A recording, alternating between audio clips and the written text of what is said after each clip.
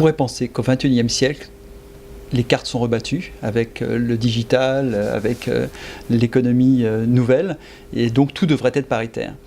Et Twitter, logiquement, qui est un nouveau média, en tout cas un média récent, devrait donner autant de place aux femmes qu'aux hommes. On constate que ce n'est pas le cas en France, ni en général sur les femmes, et encore moins sur les femmes dirigeantes.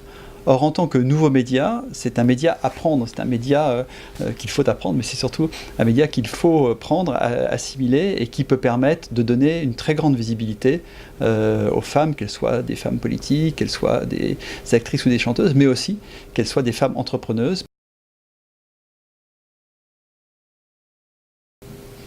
Moi, il y a un tweet qui m'a vraiment marqué, qui est un tweet fait par Laurence Parisot, auquel j'ai assisté, puisqu'elle remettait la Légion d'honneur à Isabelle Parise, la présidente de Nocibé. Et au moment du discours, au milieu du discours, Laurence Parisot s'arrête.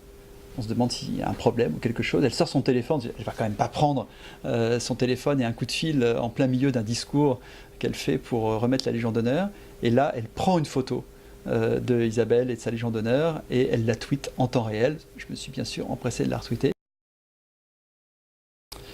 Existe-t-il des tweets féminins qui seraient différents des tweets masculins? Si je regarde l'échantillon que constituent les 1500 personnes que je suis sur Twitter, j'ai l'impression qu'il y a une forme féminine du tweet qui est un tweet plus honnête, plus engagé, plus sincère, et qui est peut-être moins cynique et où, j'allais dire, moins m'as-tu vu que certains tweets masculins.